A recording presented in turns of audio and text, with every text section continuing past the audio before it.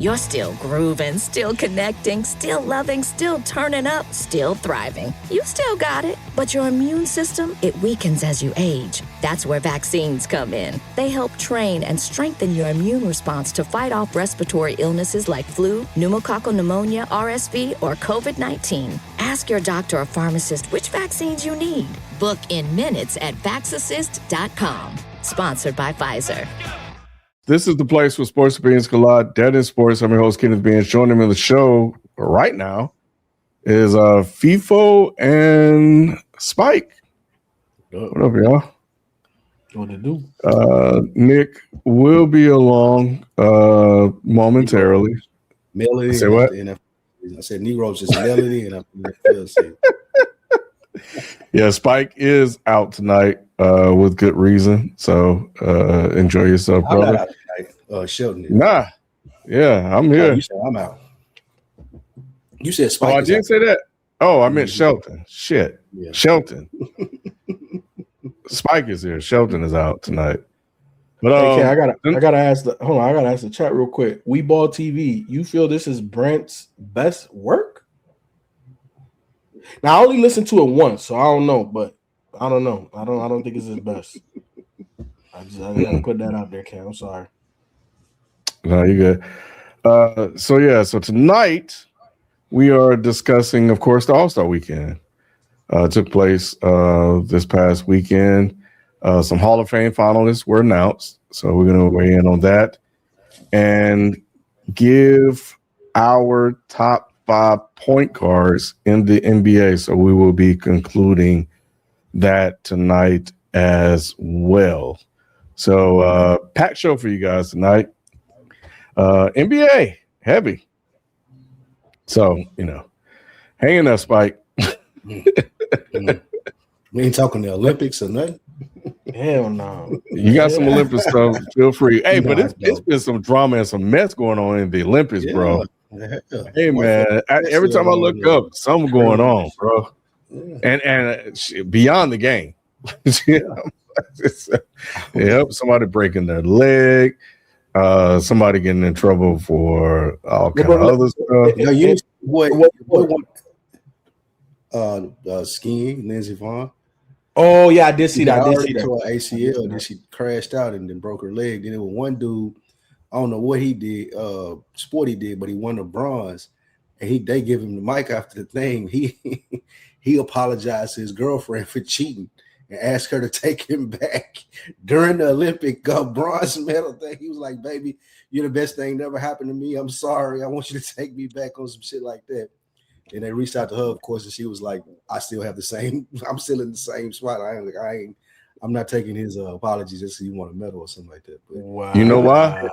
Because he got bronze, Spike. If he got gold, Kenny would have had a shot. That's what I said. He got gold. Win bronze and ask for your girl back.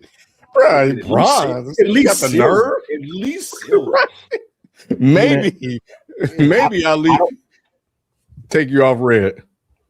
I don't know if y'all know, but like as soon as the athletes get to like wherever they stay, or they be getting them condoms, bro. Like, they be getting it They in. ran out. They ran out of condoms. Oh, they ran out this year, bro. Yeah, they ran out of condoms, bro. They getting it in, boy. Yeah. I was like, what? That's wild. Y'all running out of condoms at the Olympics? I'm not watching the game, Spike, but I see all the drama. This shit is crazy. Now, if they put that out there, hey man, people will watch. People will watch. Absolutely. So yeah, but anyway, as we always do, man, we start off with our performance of the week. And Jalen is up. Right? That's what it said. He said he ain't got no graphics, no nothing. So I don't know. Right. Anybody got a performance of the week? Shit. I'll say Wemby in the All-Star game. And I know what we're gonna talk about it a little bit. But I just want to say shout out to the youngin', man. You know what I'm saying? Coming with that real mentality. I think he's not only changing the NBA because he's such a unicorn, but I think the mentality is going to permeate. But I'll leave it there because I know we're going to talk about it. Kawhi as well.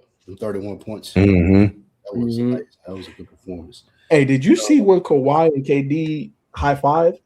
How much bigger Kawhi's? Oh my! Hold on, let me try to find. I'm gonna send it to y'all. My other performer of the week would be Chelsea Gray. I was talking about that one-on-one unrivaled league. She was hooping. It's like it was some stiff competition. She a point guard.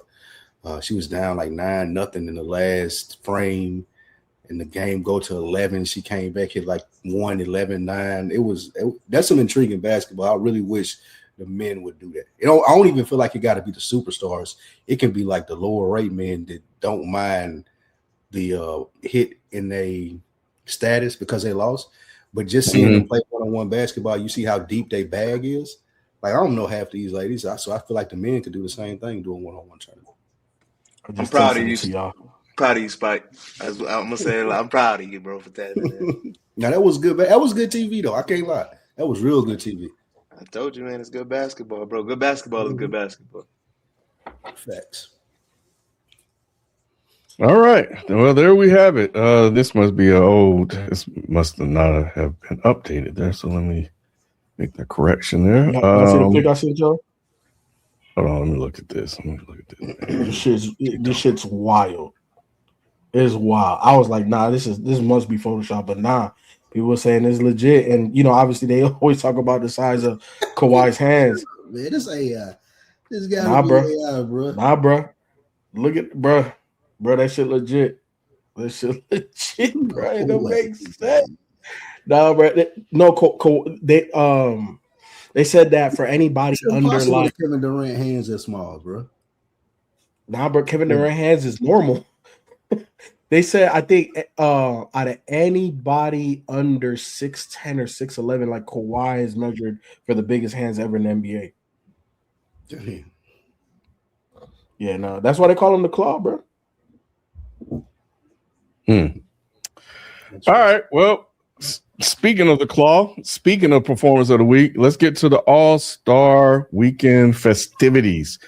The 2026 All-Star Weekend, NBA All-Star Weekend is officially in the books as all the fun and interesting events that took place over Valentine's Day weekend.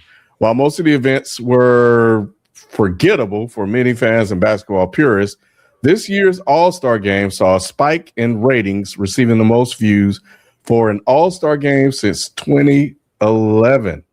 So save your comments about the competitive Sunday night game, but just give me your overall thoughts on how the weekend went.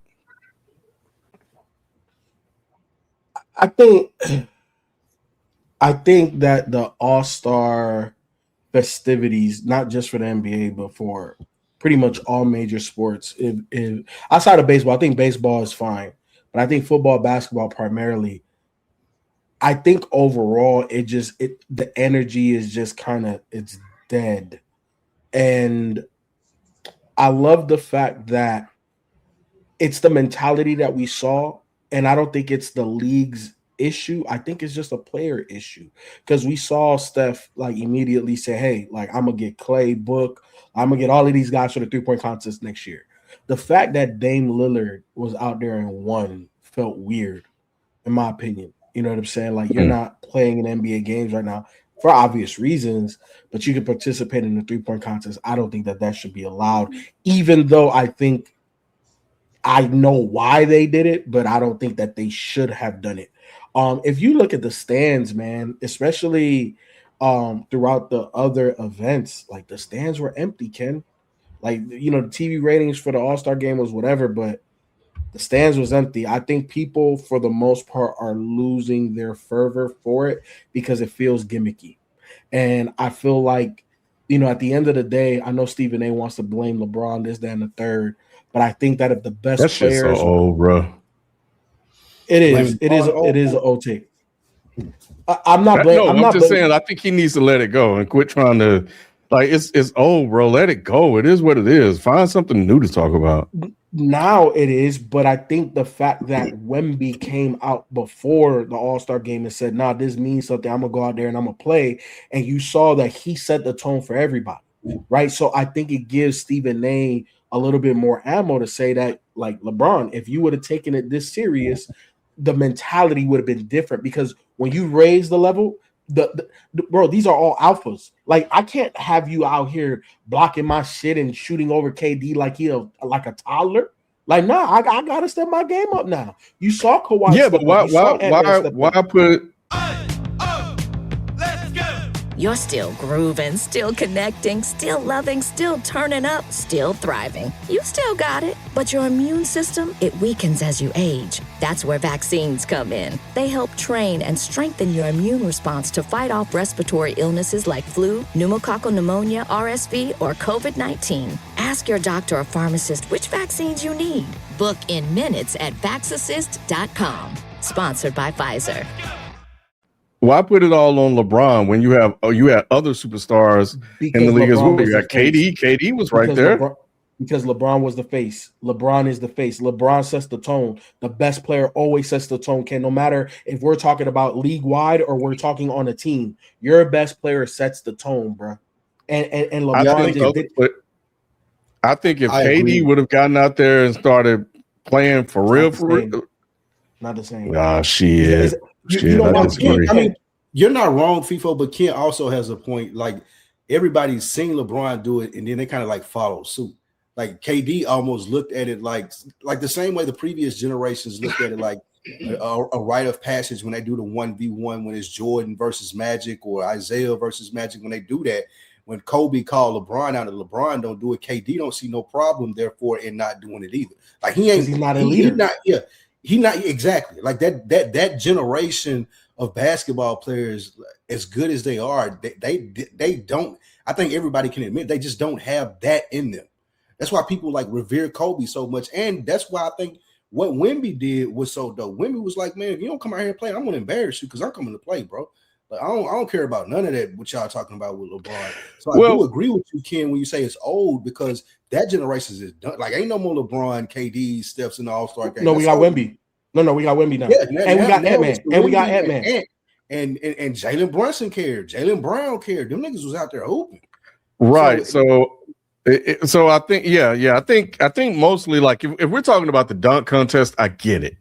But if we're talking about like just players not competing, bro, LeBron's not the only one on the court. There was LeBron, there was KD, there was Curry. That's not the point. That's not the point. That's not the point. That's not the point. He made it okay. The face of the NBA for over a decade, damn near 2 decades, has been LeBron James. LeBron sets the tone. The player movement and empowerment happened. Why? Because of LeBron James taking shorter contracts. People followed suit. LeBron set the tone for the NBA, the same way Michael Jordan set the tone and the same way Magic and Bird set the tone before him. It's the tone setters. You can have other superstars and all-stars, but who's the guy that's going to come out here and be like, well, if you don't play, you're going to look like boo-boo out here. And I know you're not boo-boo, so you better step your game up. I don't think it started with LeBron. Who it started with? However, I think it probably started way before then. Not way before then, but I think it started before LeBron. Give somewhere like where you think it started there, because we got the moments where Iverson is going at Marbury. Yes, like that was a classic all-star moment when you had all of them playing like that in the fourth quarter. Marbury, Iverson, Steve Francis, McGrady, like all of them doing their thing. Then you have Jordan doing the fadeaway in Atlanta in his last all-star game. Like the moment in time is LeBron's moment. Everywhere else, it lines so in up. 2003, so in 2003, before LeBron became the superstar, y'all are telling me that everybody play hard. Ken, you know how we're gonna prove the point. And all right, Kobe was drafted what year? AI was drafted what year? Steve Nash was drafted what year? 96, right? What do they say typically is the prime of a player? Is around between the ages of 24 to 30. That is the prime of a player's career, right? So if AI went to college for 1 year, right? So that puts him at 19, 20 years old. And then we're talking about 03, that's 7 years later. He's in the thick of his prime. Yes, he was balling out there. KD was balling out there. KG was balling out there. All of those guys, Kobe was balling out there. All of those guys played hard, Ken, because in 03, they were still playing against MJ. MJ was still there. MJ wasn't letting up either. 03 was when MJ hit the fadeaway. It was in Atlanta. Yeah. Ken, I don't know, y'all. But anyway, what I think happened now is that I think that for years, damn near over a decade, this whole conversation about the players don't care, they're just out there lollygagging, they're just doing that, has been had for a very long time. And I thought it was interesting that KD talked about playing hard. He actually talked about competing. And I think, I can't remember who did it, but somebody called out Luka and Joker. He did. So it was KD. So I thought that was interesting. Huh? But I think that goes to the point that FIFO is saying as well. Like KD ain't owning up to it even when they bring it to his door. He said, well, why y'all blaming me? They playing this way. And that goes to what you were asking about with LeBron, Ken, as to why KD was never going to be the person that could turn the intensity up because he's going to look to somebody else to do it. Like if LeBron play hard, he'll play hard. If Joker plays hard, he'll play hard. And that was what I got from that conversation that he had with the reporter when he was like, well, what about them? No, we're talking to you. We're asking you why you don't care. So. Well, I think a lot of the guys, the young cats, the YNs or whatever that's playing now have watched the All-Star game. They've heard this conversation from people that's been in the league, people that's out of the league. The players all had a decade plus to fix it if they wanted to fix it. They just chose not to. They knew what the conversation was, and they just opted out of it. But they was following LeBron because he didn't care. Regardless, I think this had to do with, even if it wasn't Wemby, I think it was going to be Ant. Because I think this younger generation has, Ant did credit Wemby because in his interview for setting the tone. So, but I think that with Ant's competitive spirit, I think he probably, or Brunson, because Brunson was playing hard. You know I'm gonna tell you like this. The point, I understand the point that you're trying to make. You know the reason. The point is that I think the young cats are wanted to go out there and they want this to be their generation and they want to play hard. I think they have something more to prove than O is. They don't even want to be the face of the league no more, Ken. Like they don't even want that mantle. The difference in terms of Brunson and Ant versus Wemby is that Wemby can physically dominate the game, bro. As much as I love Ant, right? I love his mentality. I think he has one of the best mentalities in the league, right? And he could turn it up and match anybody, but he's not doing what Wemby's. He's not. We're not talking about play style. We're talking about competing. But Ken, I don't think play style goes with what you're saying. Yeah, I'm agreeing with what you're saying, FIFO. Like he's saying, like all of them, and I think all of them in the same boat. Like Wemby came to play, therefore Ant came to play, therefore Brunson came to play. Versus the generation that I don't think that they did. What I'm saying the is generation that ruined it was like LeBron didn't come to play, so KD ain't coming to play, so Steph ain't coming to play, so Luka and Joker, they don't give two shits about this, which I love in the sense of everybody say the world is better, but they didn't get one victory in this format. I don't think it's the generation that's ruined it. It's this that has ruined it. It's this. Like everybody has a fucking microphone and like you can't do shit right. So why give a fuck, bro? That's what a lot of niggas before this would like. They didn't have to deal with 24/7 people. Like LeBron gets critiqued about every fucking thing and gets compared to every fucking thing every single day. So why give a fuck outside of the one thing that he can own? The only thing that he probably could have changed was how many championships he got. Other than that, niggas was gonna compare him to Jordan, every little thing he did. So why the fuck would I care, bro? And KD gets the same. This is deeper than that. This is deeper than that. Yeah. Look, me and my brother, we was talking right like the other day, and he was like, "Yo, this generation is so cooked." Right? He said like he's had practices where players are playing against each other, and a player will be like, "Why are you going so hard?" Like, why are you going so hard? Like, people are made fun of for trying. Y'all hold on. Y'all do this. Y'all do this a lot where y'all blame our generation. When y'all the niggas that came before us and was supposed to set an example for us. So I hate when niggas do this shit and talk about the way. But no, you can't have it both ways, though, Jalen. No. Because y'all do that. Y'all do that a lot.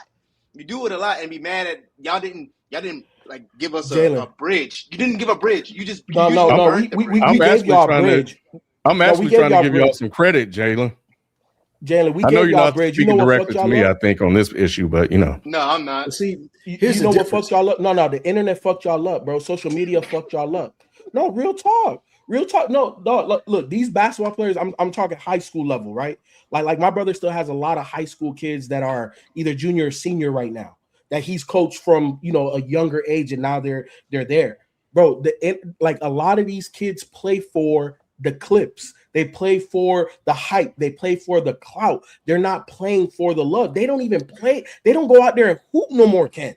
They don't watch basketball no more, Ken. Okay, we're talking about a societal thing. We do got to get back to the All-Star weekend. And how does that not impact the NBA? We're talking about American-born players not hooping hard in an All-Star game. That's what we talking about. And that goes to the point of what I disagree with Doc when you talk about American-born players. It take Wemby, who's of the generation as well that we're talking about. LeBron just like a millennial, and then Wemby, I guess, is Gen Z or Gen Y. But Wemby, he didn't let nobody. Your argument, Doc, is, well, if they're gonna criticize me anyway, then fuck it, I ain't gonna do it. That ain't who thinks like that. He's like not Wemby.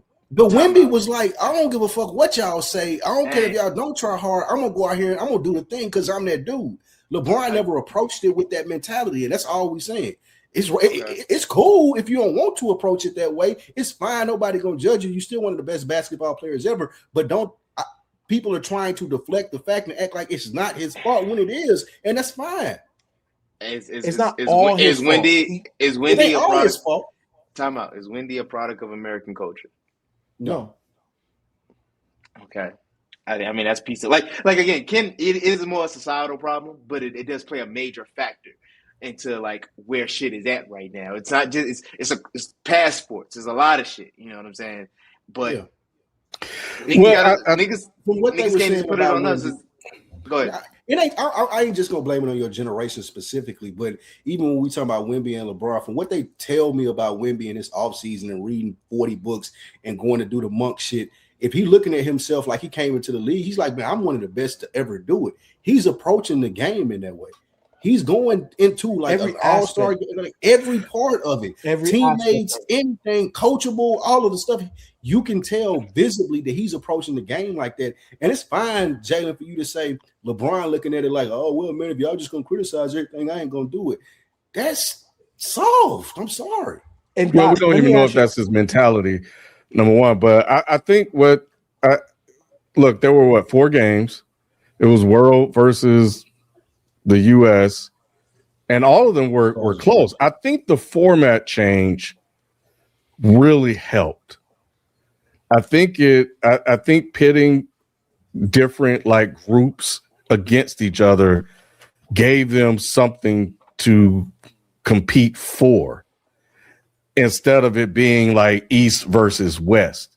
You create this sort of tribalism thing internally within that. Even looking at the old heads versus the young cats, they went out and beat them, and LeBron was like, the old heads got something to say. Now they got washed, in the last game. That's the only problem. They felt like they had something to prove, and Kawhi went stupid in that game. It was one of the best all-star performances that I've seen in a long time, bro. You just laughing at the things he was doing. It was incredible. Seeing what Ant was doing, seeing Wemby try and lose, seeing Wemby hit a big shot, to give him the lead, and all of that stuff. Like, these guys were out there willing to compete and play, and it feels like the format change had something to do with it. But also I think the cats in the league now, the younger cats, I feel like the game feels a little and means a little different to them than it used to. And it could be Wemby coming in. Ant was like that before, where he come in talking stuff. He was still talking when he won the title. He was talking shit after he got the trophy and shit. Doc, let me ask you: are you a millennial? Yes. Okay, so it's our generation that fucked it up. The Yeah. millennials. I'm a millennial too. Millennials fucked it up. The next generation has social media that fucked it up. But I don't disagree. I think the Cooper Flags of the world, like he got a motor. It don't matter what game he playing. He gonna play the way he play. Ant the same way. I think Ant is one of those guys that he has a baseline that is very high. But when you need him to turn it up, it's like there's not many people that can go as high as him. I feel like he like I said, like coming in as a rookie, he's D Wade with a jumper. D Wade was like that. D Wade was even killed till you get him mad. You hit him in his mouth, he start bleeding. It's like, oh shit, you can't stop me now. Like I'm gonna just go there. Mm-hmm. Even to the point you mentioned earlier, FIFO, why doesn't Ant want to be the face of the league? And it's what you were saying earlier that everybody got a microphone. You know what I'm saying? You don't want to deal with this shit, it comes bro. with scrutiny.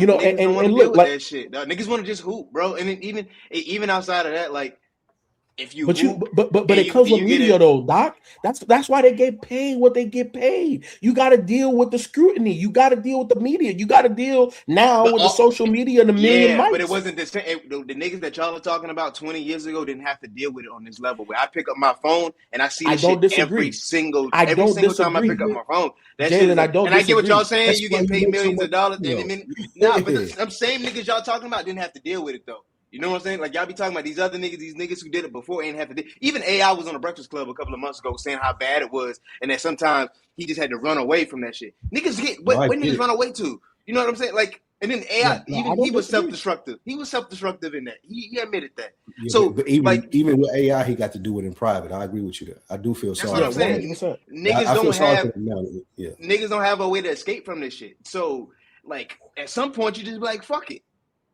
I'm not saying it's the right thing to do, but I also understand it because the climate is like shit. I ain't got nowhere else to go. Like, but my thing is though, Jalen, just when you're on the basketball court, just hoop the way you hoop, even in an all-star game. Obviously, not to that level because you're not playing for no championship, nothing like that. And obviously, you're putting on a show, right? Like in an all-star game, it is a show. It's about the alleys and the no looks and all of that type stuff too, right? So dude, and it's not 100%. So I get all that, but at the end of the day, man, like just hoop. You get paid to hoop, and I understand that this generation and moving forward, right? Like you just have to have an even thicker skin. Like those guys were able to hide. Dennis Rodman, Michael Jordan. Can you imagine if they just fuck social media? If we just could record video of what they was doing, like no, it's way different. Easier for them to cope with the stardom, 100%. I'll give the millennials and beyond that out. The old heads, they had it easier to deal with. But bruh, like we talk about hooping, bruh. Just go out there and hoop, bruh. Like what is we talking about, bruh?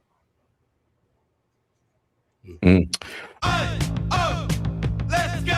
You're still grooving, still connecting, still loving, still turning up, still thriving. You still got it, but your immune system, it weakens as you age. That's where vaccines come in. They help train and strengthen your immune response to fight off respiratory illnesses like flu, pneumococcal pneumonia, RSV, or COVID-19. Ask your doctor or pharmacist which vaccines you need.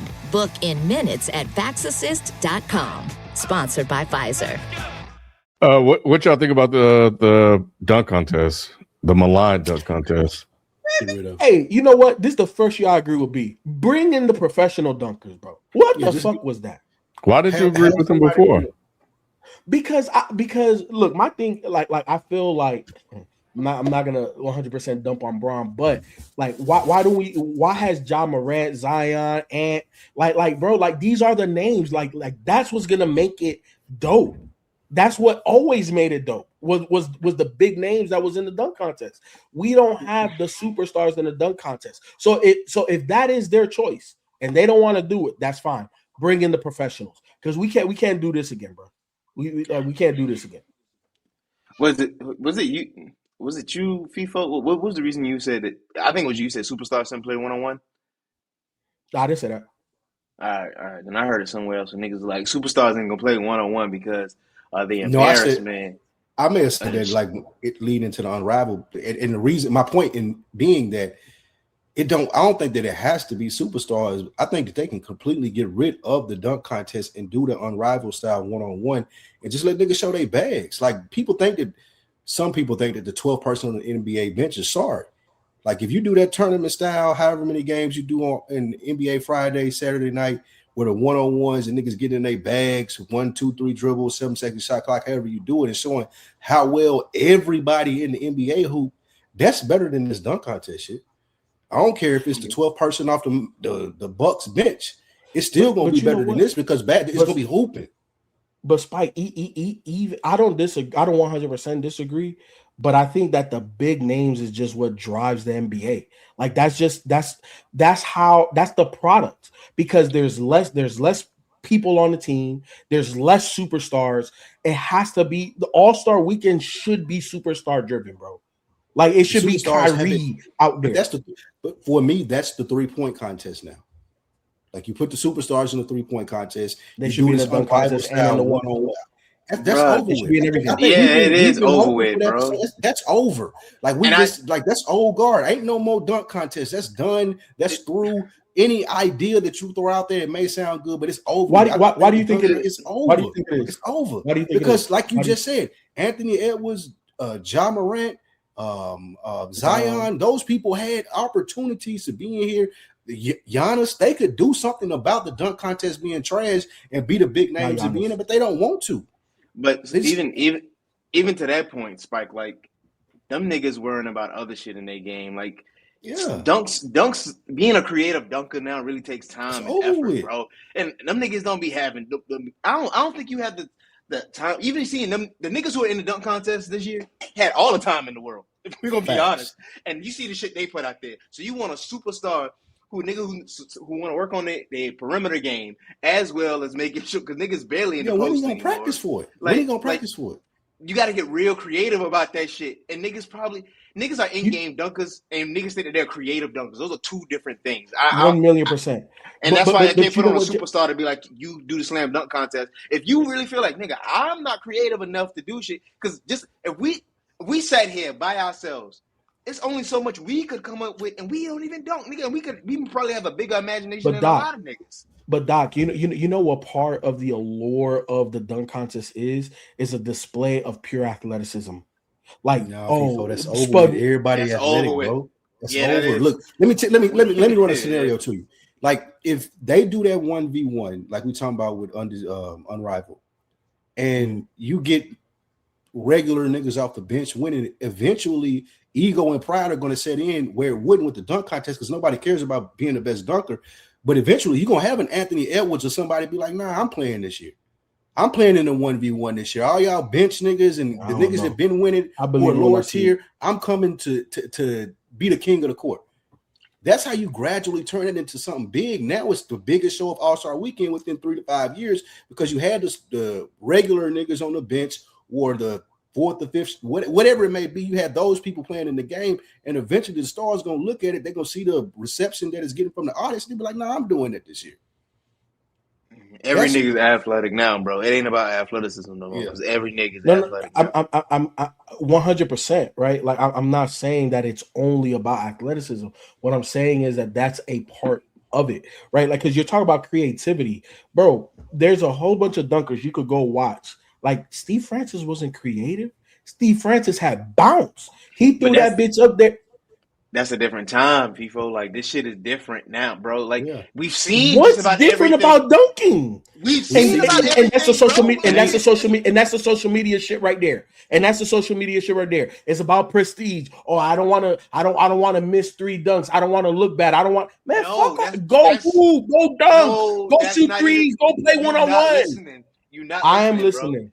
You're not gonna convince me. That's what it is.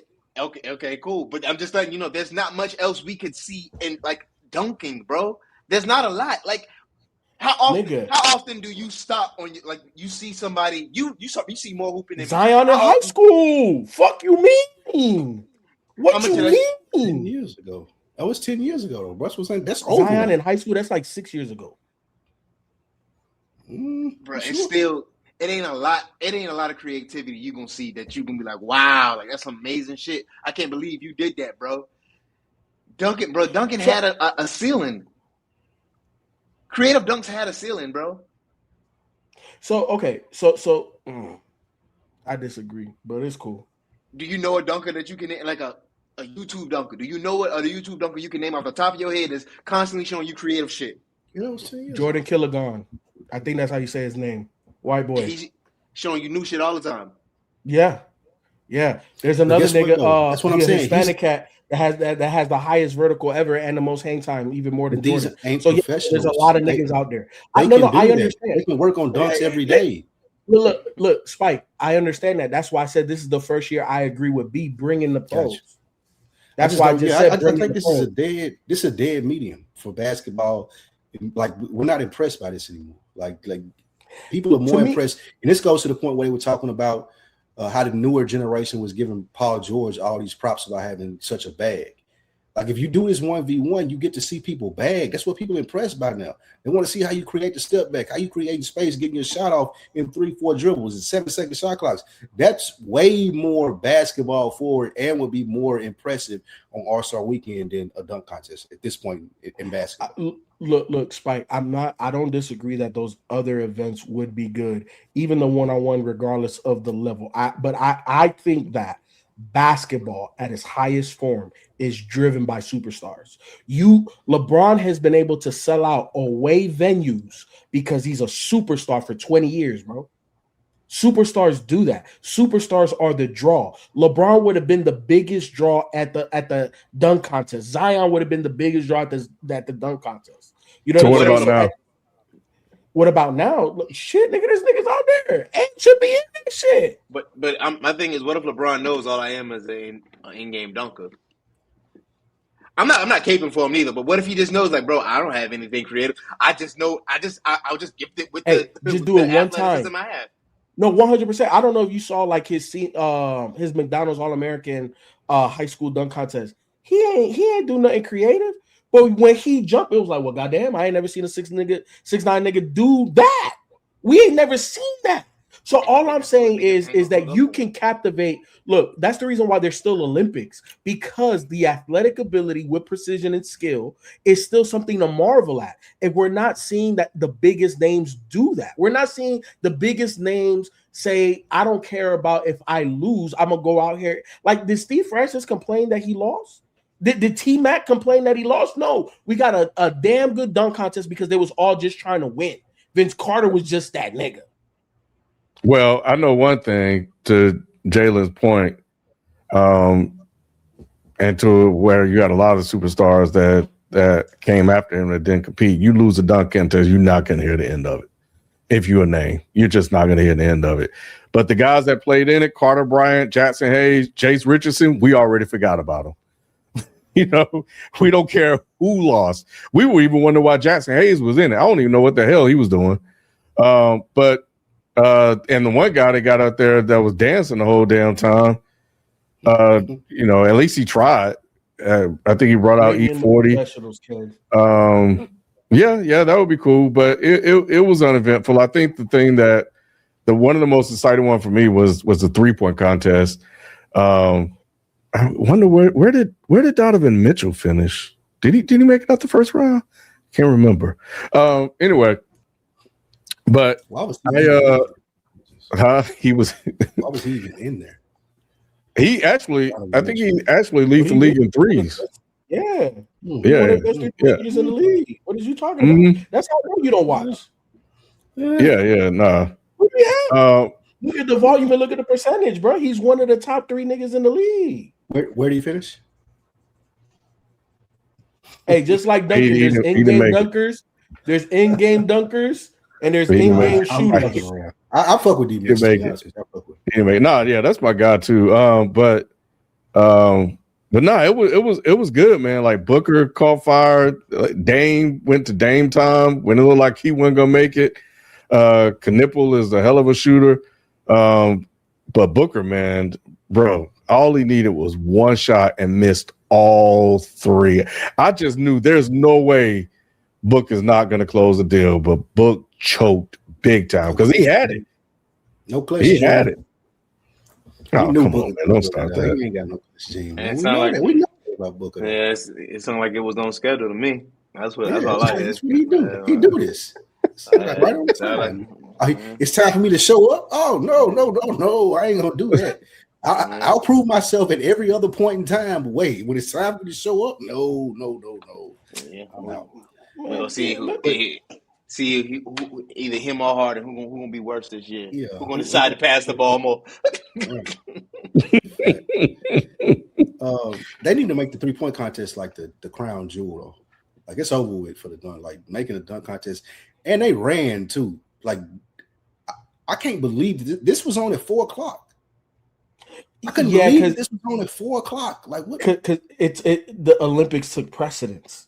So the Olympic got. I feel like that's a bad deal for the NBA. Like if I know signing with NBC, if I know signing with NBC puts me in a position where I got to push my All-Star game weekend up to 4:00 on a Saturday, like I didn't even realize it had started yet. Like you missed a lot of opportunity. What that bag say? That bag, man. And it's only 1 year. It ain't been good for him, Jalen. I ain't gonna say it ain't been good for him because they still get the social media, like all those little short, because it's a highlight feed. But like on a regular basis, like it's hard to find the NBA now. Peacock, here you go. No, that's the conversation that's valid though. But that I feel you. But that don't pertain to the All-Star. But them being moved and pushed for the Olympics, it wasn't a good look. It wasn't. Well, anyway, I do like the new format. I thought it was interesting. I like how competitive it was. I love the shit talking between one another. So no, it was dope, and I love the disappointment on Wemby's face. So it's interesting though, and I'm with KD on this one. Dang, nobody talking about Joker and Luka, huh? That's we didn't even see them anymore. I know Joker, somebody's hurt, but anyway, is Luka hurt? Luka not hurt? Why did he play? Never mind.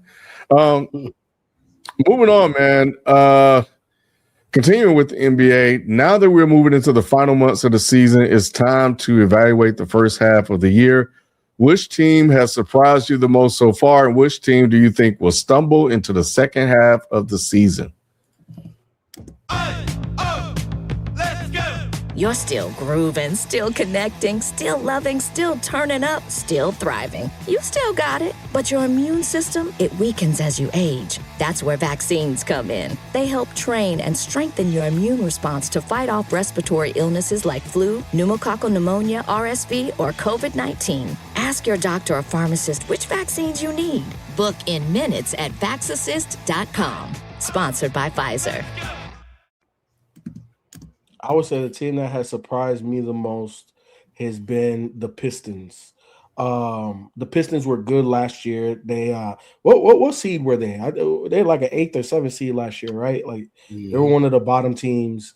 And for them to come out the gate and have the sustainability that they've had all year, you could just tell. And I always say it, like, you need to go through your mango seasons. You need to get your ass whooped in the playoffs so that way you get refocused, especially if you're a young team, get refocused come next year and start taking names. And we've seen that, right? Like we've seen it not only with their overall record, but when they play against the team that knocked them out, and I wish Nick was here, the New York Knicks, they done put BTA, belt to ass, against them every single time.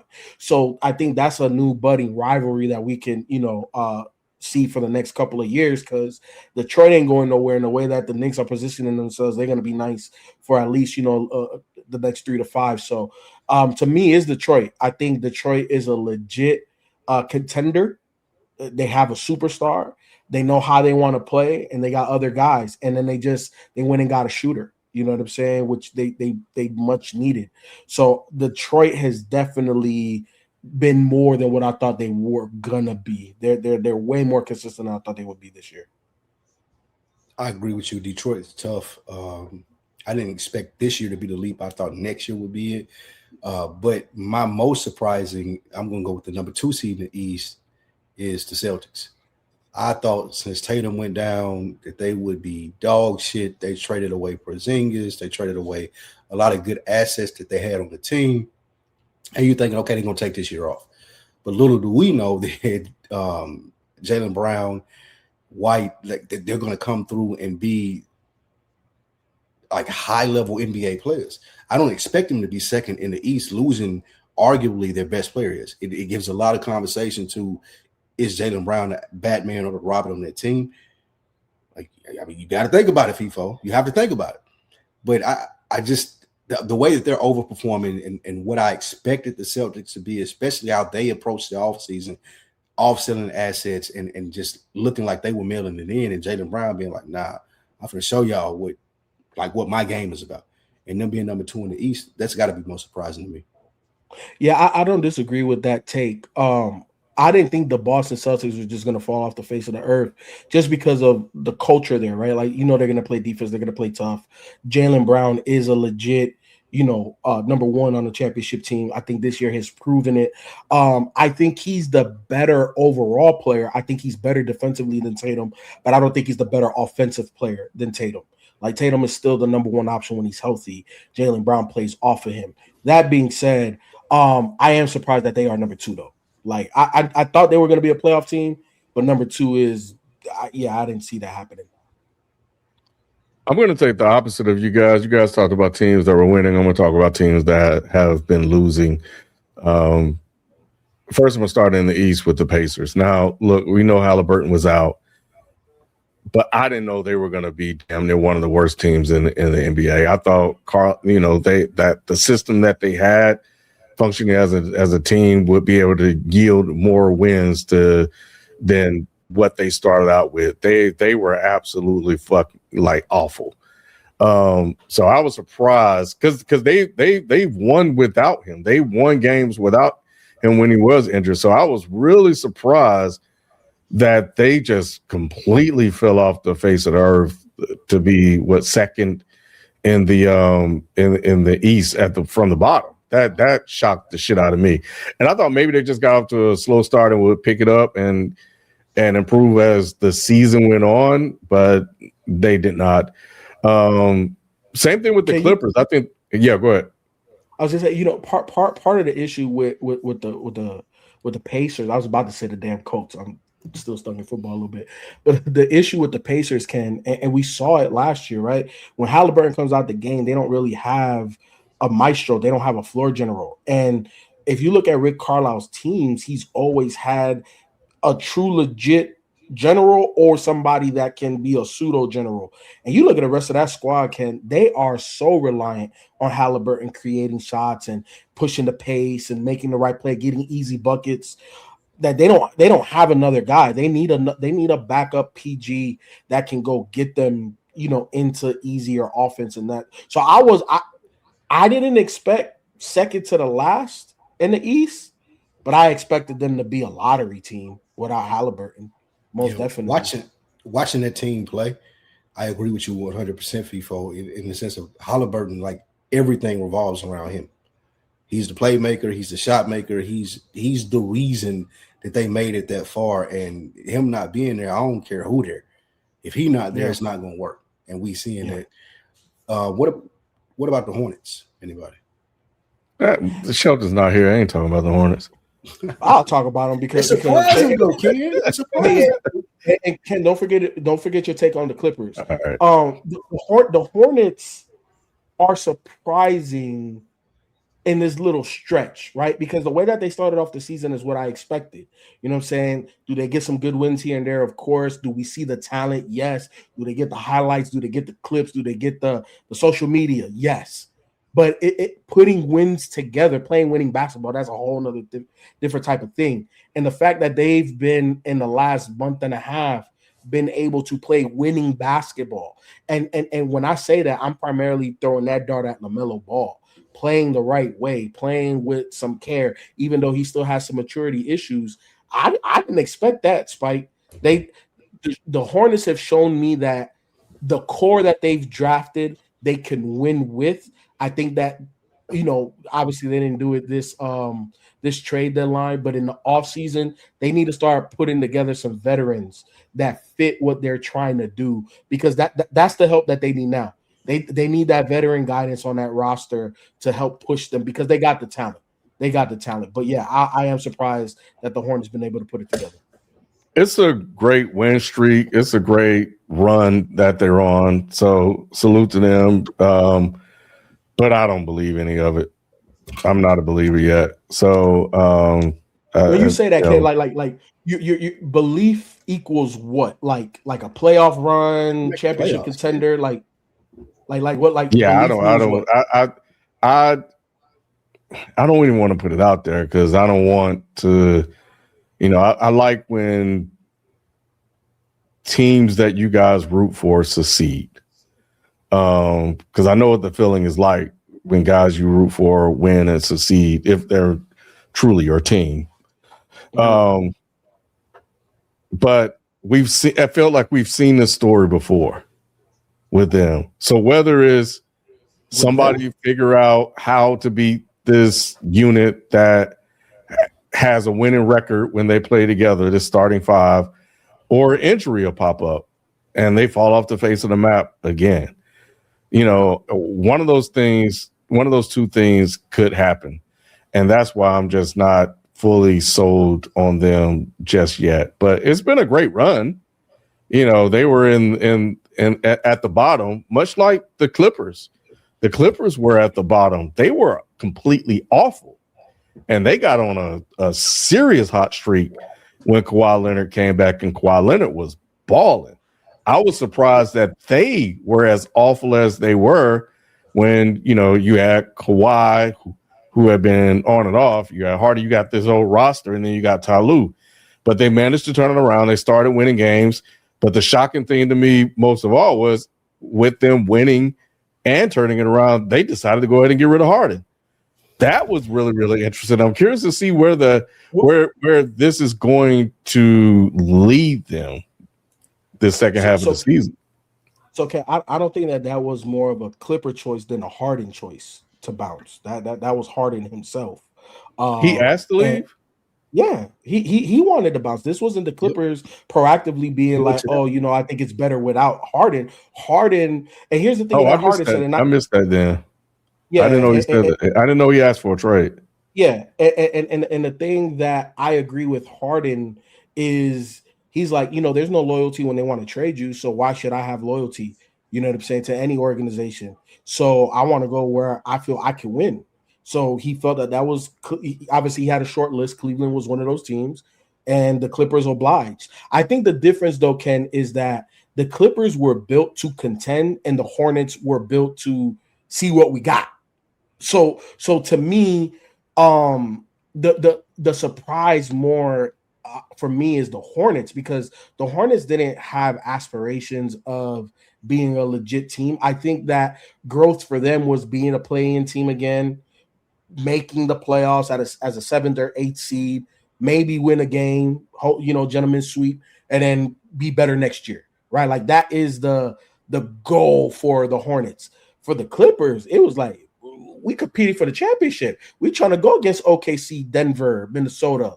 You know what I'm saying? So the level of expectation was different. So for me, I'm looking at those two situations completely different.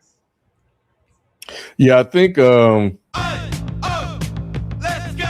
You're still grooving, still connecting, still loving, still turning up, still thriving. You still got it, but your immune system, it weakens as you age. That's where vaccines come in. They help train and strengthen your immune response to fight off respiratory illnesses like flu, pneumococcal pneumonia, RSV, or COVID-19. Ask your doctor or pharmacist which vaccines you need. Book in minutes at vaxassist.com. Sponsored by Pfizer. I mean, shout out to Knipple, man. He's been great. And I think when we're talking about surprises, Cooper Flat was the guy. He had all the conversation around him, the game he had, against the old guys at the Team USA. He made a name for himself with that. But no one saw this guy coming, like, at all. And that's definitely been a surprising good story to see. Remember, I had a conversation, a couple of either last year or the year before about white boys coming back to the NBA, bro. And they are. That's how you break your All-Star game, like they said, whites versus black. Yeah, they are here. All-Star game right there. If you want to turn it up, whites versus black. All-Star game. Yeah, no, hey, we don't need that type of divide right now. We already dealing with it. But all fun and games, man. It's based off the history of America. Whites versus blacks. I will say this. I think I said it in the sports chat. There's certain players that college restricts their game. And you've said that before, yeah. Right? Like Con Knippel obviously was the second best player on the Duke team. But in the NBA, his game is so much more impactful, so much more spread out, so much more defensive landscape that you got to cover when the ball's in rotation and when you're playing with guys like a LaMelo that can create, like a Brandon Miller that can get any bucket, aka young Paul George. Like when you got guys like that, then it's like, damn, I got to worry about this guy Knippel. Like he's the second or third pass and we got to go cover that. And not only can he catch and shoot like that, the white boy can shoot off the dribble, bro. Like he can go, he can create his like, he's not Kyle Korver. Like we're not seeing them type white boys no more. We're seeing white boys with some handle. We're seeing white boys that can go get their own bucket, and they always and forever basketball can damn shoot. So yeah, no, I think Con Knippel, the NBA has been able to open his game. I think the biggest thing with Con is how much does he grow, right? And that's also why a guy like that doesn't necessarily go number one, because what's his ceiling? How much better can he get? Mm-hmm. He's not going to be more athletic than what he is. Can he be better defensively, sharper mentally? Of course, IQ. Can the handles and the shot selection and how he gets to the shots, can it be better? Of course, he's a rookie, but how high is his ceiling? When you watch Cooper Flag, it's like, well, this 6'10" motherfucker with the craziest motor. He can still get better. He's only shooting like 20-some% from three, and he's averaging 20-some a game. So I love Con and I love these white boys that's coming in, but let's pump the brake just a little bit. I don't know how great Con can be. I like him because he fits. Right. He's a surprise because nobody thought it was going to be nobody expected to see this from him consistent. Luke Kennard, So he's lighting it up. Like people expected to see greatness from Cooper Flag. So maybe this is Con Knippel's maybe this is as best he's going to get, and he's going to fit. But we'll see. But Cooper, it looks easy for Cooper, bro.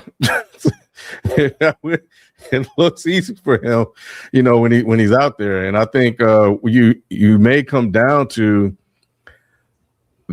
I don't know if they may do co-rookie of the year again, like they did with Kidd and was it Kidd and Grant Hill? They've both been really, really great.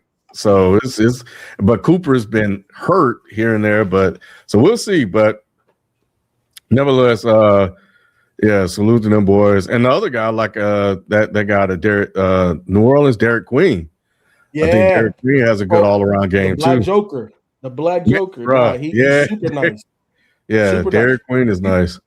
Okay, the thing I love about Derek Queen's game, and the first person to put me on was my brother. He's like, "Hey, bro, you got to start watching New Orleans games because now I don't have NBA League Pass, so I just focus on a handful of teams and just try to catch replays and whatever I can of the other ones. But I started focusing on New Orleans. Man, he's one of these players. He's not the most athletic in the world, but you can't speed him up, bro. He gonna do what he gonna do, and he can hit threes. He's a damn good passer. I don't think he's as good of a passer right now as Joker, but he definitely can pass. And I think the most beautiful thing about his game, he don't get in the way of Zion. Right, because at the end of the day, when Zion is on the court, because I don't know if y'all saw a couple of weeks ago how he put Wemby in the bucket, like he was playing like, hey, I know you getting all of the hype and hoopla, but understand I was a number one pick too, and he was dunking all over Wemby. But I think that's the beautiful thing I like between Derek Queen and Zion is that they can play off of each other. So if Zion ever gets, right where he's going to play 70+ games, that's gonna I like what they have, but they gotta obviously improve. To me, that starts with Zion. Zion just has to be there more often. But Patrick Queen is nice, Ken. Yep. No, I like him. All right, man. So yeah, that has been just a first half review. We are now going to move on to our top 5 point guards of the NBA. Oh, so we ain't got no graphics for that. Oh yeah, we No, I got those because that was already done last week. Okay. Okay. All right. Let's get started. Let's get to it. Number 5. Oh, the name's messed up. I ain't go back and fix it, but Okay. I got Tyrese Maxey. Tyrese Maxey. Yeah. Okay. All right. I have Brunson. Curry at 5. We do need to talk about Curry, bro. Curry is starting to slow down. Not slow down in the sense like he can stop scoring, but he's been on and off the court, bro. Every time you look up, he hurt. So anyway, 38. Hey, LeBron. Yeah. All right. So that's it. So Tyrese Maxey at 4. Okay. All right. At 5. Tyrese Maxey at 5. Yep. So 4. Okay. I gotta see. I'm curious to see what 3 through 1 is. But I got Curry at 4 because of his injuries, though. I mean, when he's on the court, man, he's gonna light it up, but he just stays hurt.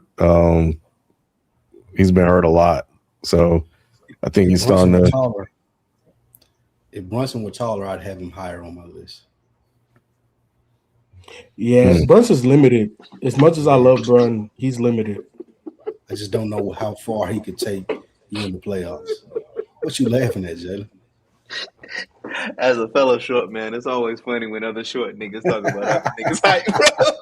Hey, but Doc, I ain't in the NBA, Doc. That's what I'm like. But Doc, who else to know the plight of the short man but another short man?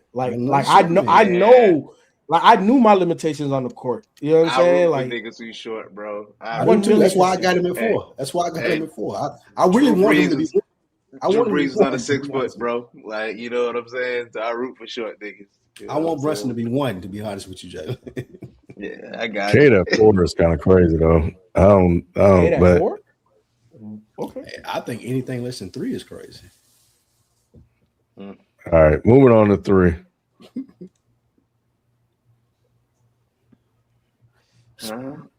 I got him at 3. I got Luka at 3. Luka at 3. Interesting. And mind you, this was like. Why do you have him at 3? Why do I have him at 3? Yeah. I think Luka offensively is one of the best players there is in the NBA.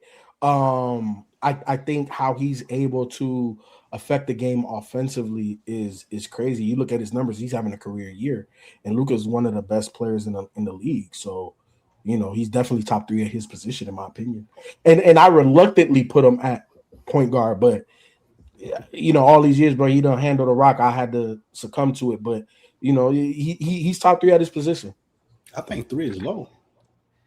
Hey, I know his list. That's what I already know. It's like I'm trying to figure out who you would have at 1 if you ain't got Luka in the top 2. Well, we'll get there. Number 2.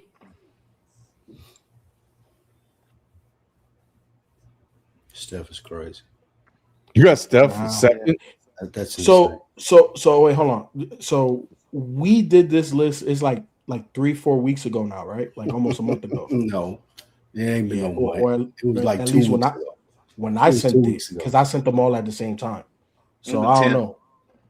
Okay, so like about a week, 10 days, almost 10 days. But either way, I still think Steph, when he's on the court, bro, like he's still the most explosive player. Not athletically explosive, but I just mean dynamite in terms of he hit 1, he could hit 10 in a row. Like he still has that ability. He don't have the team around him that allows him to sustain those runs, but he's still the most volatile player in the NBA, in my opinion. I don't know at this age if I agree with that still. there's remnants of it still there. I agree with you. Like you do see sparks of it off and on, but between injury, him being 38, I just don't. It's not as. I don't. Yeah, I can't. It ain't as impactful as it used to be. But it's not. I don't think that's because it's a Steph issue. I think it's the pieces around him that's the issue. Like, I wouldn't disagree. I mean, a part of it is also like he doesn't have another shooter beside him that once opened up the floor the way it once did. Draymond isn't the same facilitator he once was. Like, so it's a lot of other factors that. Yeah, but yeah. I mean, I think that's why it takes away from me even having him as a point, like being a number 2 as point guard, because as a point guard you control. Like, there's an element of control that you should have on the floor. And I get that Steph does have, like, it does play a factor into the game, but he's not doing it right now because he doesn't have those other pieces. So it takes away from your ability as a point guard. So that's why I would have him at 2. But his gravity, I can't remember this white boy that I listened to on basketball. There's a particular stat that depicts how many open shots that you generate by your presence on the floor. Steph Curry's still number 1 in the league. So I don't disagree that he don't have the pieces. I think that is affecting his game, his individual game. But he can still get it going. When he gets it going, it's just an avalanche, bro. It's just an avalanche. So that's why I still got him at 2. It's interesting Nick don't have Brunson at 1 though. I'm surprised. Brunson shouldn't even be at 2. He shouldn't be at 3. Yeah. But for Nick, I'm surprised he ain't at number 1. I mean, I got you, but I don't think nobody can deny number 1. All right, number 1. That's it. Like, you can't deny it. There's no argument for Luka at number 1, even though he's not my number 1. But I can see people trying to make that discussion. Not of this year. No. No, you know what? I can make the argument. You know my issue with Luka is this is my biggest issue with Luka. I got 2 major issues with Luka. Number 1, he doesn't play defense, and you don't have to be a lockdown defender, but like Steph Curry became, a pest. He plays the passing lanes, he gets steals, right? Like, do you want to try to hunt him down in matchups? Of course, but he can still hold his own. And to me, Luka just he just doesn't. Like he still plays Olay defense. I thought skinny Luka would have been better at having the stamina to at least. He was at the beginning of the season. And that shit stopped real quick. Yeah. It stopped real quick. I think, yeah, but I mean, that goes to, I guess it's something that John mentioned earlier. I think his effort goes along with the team he has around him. Like, if he think at the beginning of the season when all three, the big 3 together and they were actually winning, like, he gave more of an effort on the defensive end because he didn't have to do as much, and he was like he had more stamina to do it. But I'm not giving him an excuse. He still should play more defense. But, yeah. So that's one of my issues. My second issue with Luka, he don't play with enough force. And I'm not saying that you gotta obviously be Bron and go dunk, but like he doesn't for as big as he is, like he doesn't impose his will, right? And I'm not saying like Joker is Shaq, but all them big dudes, they feel that however much he weigh, he lean on. You know what I'm saying? Like there's a level of physicality to Joker's game, right? It's not Shaq, but Luka just doesn't have no physicality. Personally, that just when you're a lead guard, there has to be a level of physicality to your game. You watch Shea, even though he fucking foul baits like a motherfucker, he still plays with a level of physicality to get some of those calls. Some of them joints, he flails and does whatever, but some of those other ones, he's literally getting that shoulder into you, getting that stuff. And Luka just don't have that for me. So that's why I can't put him at number 1. I think here's what. Go ahead, Spot. The only thing that I would say is to piggyback off FIFO's point. Shea has figured out how to play a game better than Luka has, and it goes to what FIFO was saying about Luka being physical. He ain't figured that part out. When I'm looking at Shea and why I have him at number 1, he's figured everything out. I know he get the criticism about the foul merchant shit, but I mean these are the rules. And when you look at how smart of a basketball player that he is playing the point guard position, even if you think he foul merchant it or not, it's still like I get the calls. I'm going to the line. I'm averaging 30 a game. Deal with me. I figured this shit out. Luka ain't quite there for me yet. He's pretty far advanced, but he ain't where Shea is. Yeah. I get your point. I guess this is where the divide comes in when we look at players, because I know the way y'all look at players, y'all look for that killer instinct and like scoring mentality. That's my problem with Shea. When I look at a point guard, Luka does more as a point guard for me than Shea. And honestly, there's no true point guard in the NBA to me no more. So but Luka is closer than that than Shea is. So that's why I got Luka ahead of Shea of what I think a point guard should be. Because a lot of these niggas are scoring first more than they are facilitating and making the team better. So when I think about that, I'm putting Luka ahead of Shea just because I know at least he'll get his teammates involved eventually. He's going to score, but he's definitely going to still make sure his teammates are involved in a lot of the offense. So that's my gripe. Yeah. Yeah, I don't disagree that, there are very few and far between Tyrese Halliburton being one of the last ones of a pure point guard. Like its assist to turnover ratio is like the most, biggest stat as a point guard, in my opinion. And a lot of these guys aren't necessarily that. But, one of the things, I don't remember if it was you, Jalen or Spike, that said it, but being able to control pace of game. Shea does that, scoring and handling the rock, right? Like, because even though when he handles, like, we know what he's trying to get to. He's trying to get to the midi bag. I don't know if y'all seen the comparisons with like him and Kobe. Like he got a Kobe bag, and he takes advantage of that in the mid range, and he gets his free throw attempts from there. So he controls the game, even though it's not a facilitator control, but he controls the pace and flow of the game through scoring. So at the end of the day, he, in my opinion, he's the best at his position, not only because of the scoring, but out of everybody that we put out here in our top five, outside of, I would say, Cade, he's the best defender. They're not hunting and pecking for Shea. Shea gonna hold his own, and he could guard, some twos. So to me, when I put all of that together, that's why he's better than Luka. I think Luka could be the best offensive guard in the whole NBA, but there's still so many deficiencies in the other parts of his game that I think Shea is just the best right now at his position.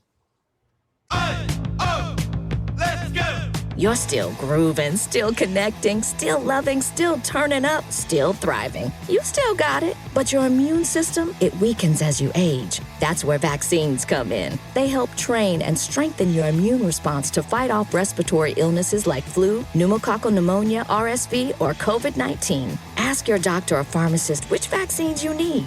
Book in minutes at vaxassist.com. Sponsored by Pfizer. The 2026 Naismith Basketball Hall of Fame finalists were announced last Wednesday, and the list was headlined by several surprising first-time nominees, including Blake Griffin, Candace Parker, Elena Delle Donne, Amar'e Stoudemire, Mike D'Antoni, and Doc Rivers. Thoughts on the first-time nominees? And who should be inducted into the Hall of Fame this year? Candace Parker, the only one I had. Elena Delle Donne should be in there too. She was fucking dominant as hell. Hell yeah. I remember hearing her name and seeing what she was doing. But yeah, because didn't she went to UConn, right? If I'm not mistaken. I know she was in Washington. I can't remember who she played for in college. I don't think she did though. That don't sound right. No, I don't. I thought she was overseas. No. She wasn't overseas, but I don't think it was UConn. For me, the one that jumped off the page, like, yes, first ballot, if this name is here, they're in the Hall of Fame, is Candace Parker. What she did in college, what she did in the pros, like 100% Candace Parker. Yeah. That's what yeah. So she originally committed to UConn and then went to Delaware because she took a break. I don't know. What's Doc Rivers' name? He the biggest question mark. I don't know. Yeah, he's gonna get in. What is it? What are you talking about? His playing career, Ken, or his coaching? No, I think it's gonna be both. Definitely in his playing career. As a Hawks fan, it definitely in his playing career. That man was a role player. Yeah, I mean, he was number two. He was number two. To who? When he was to Dominique, when he was in Atlanta, Doc Rivers. Kevin Willis was more of a number two. Kevin Willis was more of a number two. he wasn't a number 2, bro. Don't do that. Nah, he was a role player. Okay. All right. Spud Webb was more of a guy than he was. I'm open to being wrong. I'm remembering it wrong. I'm open to it. You older than me, Spike. How you don't watch basketball? I remember playing the video games with the Hawks, and Doc Rivers was my number 2 option when I played with the Hawks. Now it was NBA Tecmo, whatever it may be. Oh, yeah, when Tecmo Bowl made a NBA version, Doc Rivers was my guy. But as a coach, no, I don't see it. He's gonna get in. He ain't done enough. He will. He will. Of the big 3, Ray Allen, Paul Pierce, Kevin Garnett. He got 1 ring, right? Hey, but he gonna get in. He definitely get in. You shouldn't. Amar'e Stoudemire surprised me. What am I forgetting? He finished multiple times in the top 3 in the MVP. He came straight out of high school. He averaged, I want to say, like real close to 20 points his entire career, straight out of high school. Ken, he was a new wave 4 at the time, right? Like somebody that had a legit jump shot, somebody that was hyper athletic, and obviously he had the maestro Steve Nash with him. So it was Stockton Malone-esque, like game. But Hall of Fame. To me, look, I'm gonna say this before we say anything else about the NBA Hall of Fame or Basketball Hall of Fame in general. I think is the weakest Hall of Fame. There's certain players and coaches and shit that should not be in there. And as much as I love Amar'e Stoudemire, he should not be considered for Hall of Fame. He didn't have enough accomplishments and accolades to be a Hall of Famer, to be remembered with a bus in Canton or wherever the hell the NBA Hall of Fame is for forever. Like, I love Amar'e, but Amar'e should be more folklore. Like, people got to put you onto Amar'e. You shouldn't be able to go to the Hall of Fame and be like, oh, well, who's this guy? No. Yeah, NBA Hall of Fame is watered down. It is. It breaks my heart to say that. It's a basketball Hall of Fame, though. Basketball. It's not basketball. NBA. The NBA need their own Hall of Fame. I think that's the answer to the question. Nah. The NBA needs its own individual Hall of Fame. Basketball Hall of Fame go by college and coaching and all these different things. So I think you would have to consider Amar'e just because of the people that you've already let in. Not saying that he deserves it. I agree with you on FIFO there, Doc. But I just think the NBA needs its own separate NBA Hall of Fame. That way you get to make the real decision. Huh? I agree. I agree that because of who all you let in, because honestly, like Chris Webber in the Hall of Fame, I don't think he need to be in there. Like it's like niggas in there who I'd be looking at like, bro, why are you in here? Like, but like you said, because you've let certain people in, you have to let Stoudemire. You have to let Stoudemire. You have to let Blake Griffin in because he was a highlight. You have to. Okay, bro, at this point, anybody gets into the Basketball Hall of Fame if you knew them, if they were a great player for at least 5 to 7 years. Like if they were in the top 10 to 15 for 5 to 7 years, they're getting in the Basketball Hall of Fame. It sucks to say that, but it's because they have so many people that come in each year, and basketball isn't like football or even baseball to a certain extent, where you have a bigger amount of players. So like football, you got 22 players on the field at a time, and then you only have 6 to 7 people that can get in each year. Like it's going to take even longer for certain players to get in. And with the NBA, you letting 6, 7 players in, and you got 10 players on the court at a time. Mm-hmm. So eventually, like it's just like, hey, well, we got to hit the number. If you limit it to 3 players a year, maybe it becomes more exclusive. But yeah, everybody gets in, bro. So it sucks. I think you have to consider just doing the NBA. Like you have to consider just NBA, no college, no high school, or whatever it is they consider, and just do the NBA. But that'll make it worse, Spike. Because think about it: the Basketball Hall of Fame includes women's sports, includes coaches, include like even if you just coached in college, like it'll be worse if you just do NBA players. If you do just NBA players, you gonna be letting niggas in that just was sitting that were on a bench and had great seasons for like 2 years, bro. But now I feel like, you know, if there's a NBA only Hall of Fame, then, you know, there shouldn't be more, you know, depending on the year, it shouldn't be more than a handful of cats that make it. You know what I'm saying? Like maybe 3, 4 max. But every year should only be like maybe 1 or 2. All right. Well, yeah, that's why I don't really think all this stuff is really all that interesting because of everything that you guys just talked about. We have power rankings. We do, but I don't think we got graphics. Oh, we don't have graphics. Okay. Yeah. All right. We can pick that up next week because I want to circle back to something, but I'm gonna read the super chats real quick. Birdman, let's stop blaming Bron, blame Silver. Okay.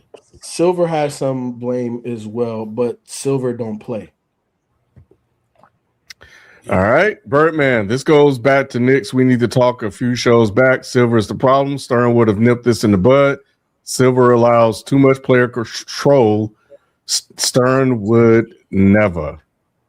Silver about to lock. Yeah. Stern can get himself in this generation either, though. That's true, right? Like because it's very like Bob Knight like, right, in terms of the way Stern handled the NBA. I ain't going for that shit. Nah, and at the end of the day, you know, let's look. You can not like Silver as much as you don't like him, but he's gotten to the bag and he's gotten a lot of the players paid. He's gotten the owners paid. So I think this generation of the NBA has been about the money, but I do think that there are things that for the competitive nature of basketball in all aspects of the product that they put out there, Silver needs to tighten the screws a little bit. I do agree. Well, let's see if he does that with this tanking, because that's a big conversation. He's been talking about it. Birdman, every dunk is the same now. Superstars, only thing that can save it. Ratings through the roof is this was Zion, Ja, Ant-Man in the contest with the same tired old dunks that we've seen before. I'm with Jalen. We don't seen everything, bro. They can get out there and do a windmill. We were seeing windmills and they were getting 43s and 42. Nobody wants to see the same old shit. Facts. Get rid of it. It's over. Sneaker Dome. Right wing Lou wants to bring back segregation. White versus black all-star game. White versus black all-star game, baby. Yep. This KD Fouls thing, man. Y'all really think this him? Yep. I don't know. Yes. Microphone. I think it's him, but I don't think anything will come from him. I don't know, y'all. I'm looking at this thing. They actually have a website with all of his tweets. Y'all see that? Nah. Yeah, they said it's like, yeah. I don't know, man. This Katie wouldn't be this Katie wouldn't get caught like this. It's only been reported on Twitter. What you mean he wouldn't be caught like this? Hey man, these niggas' egos be fragile, bro. He already got caught before. So okay, that is true. And that is like true. Shit, man. I seen him DMing the Kendrick Stan account, getting on their nerves too, because he been came up with Drake. Shit. Hey man, ain't no telling, bro. Ain't no telling. He did this shit, man. Allegedly, but yeah, he did this shit. Damn, KD. You ain't got a damn it, Ken. It sounds like his own brand. It ain't surprising. It's what he do. He been doing this. I ain't looking at him different. This is bag. Like, yeah, this is bag right here. He do this. Bro. He called Russ triple-double cocaine bear. I can see that. I'm not mad at him, Ken. I ain't gonna lie. I'm not mad at him. Like yes. I'm KD. Let me get my shit off. Yeah, bro, this is wild. Under alias. I'm gonna put this link in the chat, bro. This is crazy. This is crazy. I can't believe this, bro. You believe he can do it though, right? What was your question, Spike? I was asking Ken. He said he can't believe this. I was like, you believe he could do this, right? The KD that you know.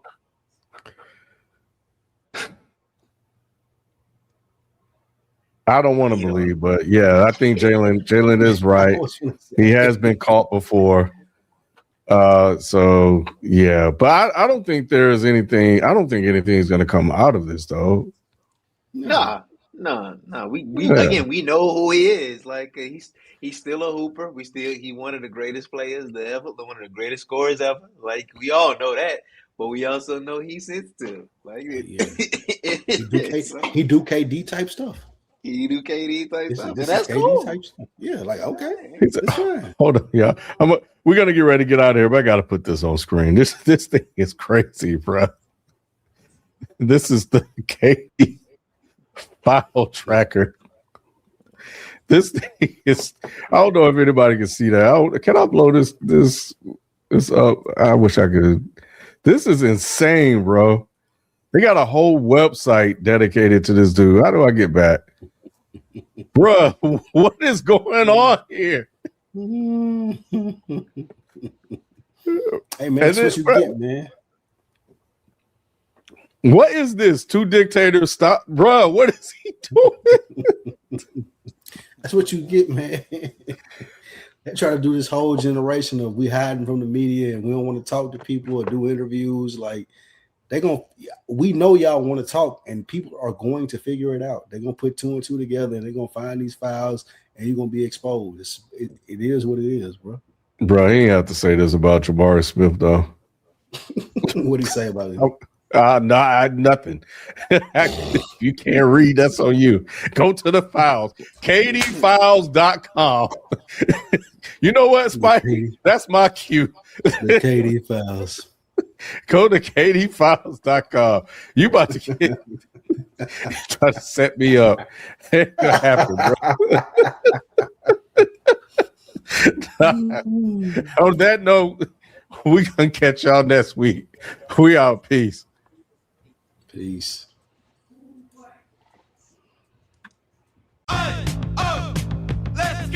You're still grooving, still connecting, still loving, still turning up, still thriving. You still got it, but your immune system, it weakens as you age. That's where vaccines come in. They help train and strengthen your immune response to fight off respiratory illnesses like flu, pneumococcal pneumonia, RSV, or COVID-19. Ask your doctor or pharmacist which vaccines you need.